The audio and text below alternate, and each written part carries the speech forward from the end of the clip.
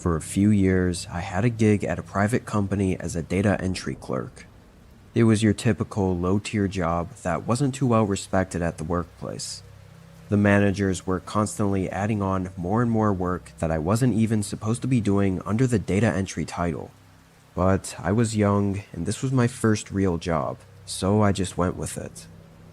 Now, the office was on the 5th and top floor of a large office building in a small business center situated in the suburbs, right outside of the city. Our company only had the 5th floor, and the other floors were rented out to different businesses. As far as I knew, all these other businesses were service-based, so their offices would empty out by 5 or 6 every night. Ours was the only one that sometimes had people work later. As the data entry clerk, and basically doing every other odd job as well, I was often the one to stay late some nights, with whatever busy work that needed to be done. I made the least at the company, so paying me to work extra hours past closing wasn't a big deal to them. This night, my boss gave me a bunch of stuff to get done. He didn't even ask if I could stay late, he just assumed I was good for it. And me being the pushover I was at the time, I just went with it. The extra money always helped, and with the office empty, I actually enjoyed the work better, not having to be under the stress of being watched and micromanaged all day. So come 6 o'clock, everyone else started heading home, and I stayed to continue working. After 30 minutes, the main lights in the building turned off, leaving just the low power-saving lights on. I sat at the computer, going through the motions and working at a comfortable pace for me. About 3 full hours went by. The building was dark and quiet, and I'd just been focused on my work, when suddenly I heard something below me.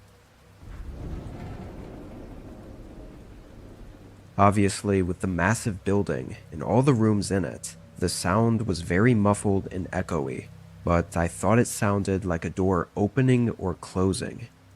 I looked up from my computer for a few seconds, listening to try and figure out what it could have been, but not hearing anything else, I just got back to work. I really didn't think about it all that much. I mean, I didn't think it was actually likely that it was a door that I heard, and it was probably just the building settling and creaking. I didn't hear anything afterward either to warrant me to think any more about it. After that, I want to say 30 to 45 minutes passed. I had finished nearly all of the work I needed to get done. I think I only had about an hour worth of stuff to get done before I could head home. It was getting pretty well into the night though, and I felt my eyes getting sleepy, so I got up to grab a small cup of coffee from the Keurig that the office had by the entrance. I headed over and started the brew, and I don't know how I didn't notice it the whole walk up to the coffee station, but when I walked back to my desk, coffee in hand, I realized that the door to the hallway was open. This was the one in the back of the room that led to just the utility closet and the staircase that goes down to the other floors. That door was always closed because basically nobody uses it. Curious, I walked over to the doorway and just poked my head out and looked around. I saw the door to the staircase and the door to the closet, both closed and showing no signs of anything. As I was over there though, I did feel a chill run through me and kind of fill me with an uneasy feeling. I thought it was probably just because of the dim lighting in that hallway though. At night, it was kind of dark and pretty creepy. I went up to the door to the staircase and looked through it, just double checking, then went back into the room and closed the door behind me, heading back to my desk. I just had an hour of work left. If I could just get it done and get out of here, then there was no need to worry about anything. That door being open was really strange though, and I knew there was no reason anyone should be coming up here, or would have come up here and not said anything. I tried to keep working, doing my best to get it done quickly, but it was hard. Every couple minutes, I'd get that unnerving feeling that I was being watched. I'd lift my head up from the screen and look around, only to see nothing. It started bothering me because I knew it was taking away from my focus and making everything take longer. But at the same time, the feeling was so strong, I couldn't help but look up every time. This went on for 30 minutes, but then, as I was looking at the screen, everything around me went dark. All the dim overhead lights just suddenly shut off. Only the pale white computer screen illuminated the area around me. Everything else was pitch black. I immediately swung my head toward the other side of the room where I knew the light switches were, standing up to hurry over there, but stopped before I could even take a step. In the silence of the building, I could hear the soft, slow footsteps of someone walking from that direction, one after the other, walking closer and closer to me from the darkness past the illumination of the computer screen. I listened, frozen in fear for a few seconds before my adrenaline pulsed through me and I ran from my desk. I went straight for the door to the staircase.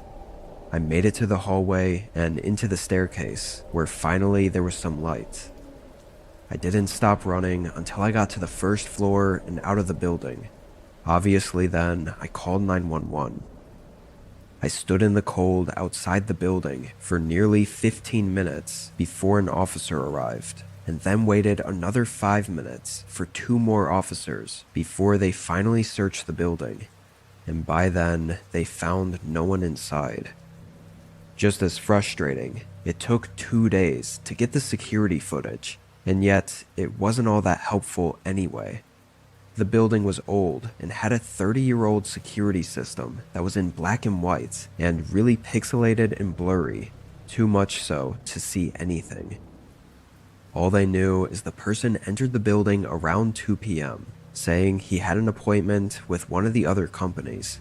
Then he pretty much right away hid in the utility closet until everyone left, except for me. He walked around for a while until he noticed I was still there, and at that point it's not clear what he was trying to do or what he wanted. Maybe he was just trying to scare me out of the office, or maybe he had a more sinister intention. Without any real conclusion though, I decided to quit afterward. I'm really glad I did for a lot of reasons, but not having to be alone in that building after that incident was a big one, especially knowing he still has never been found.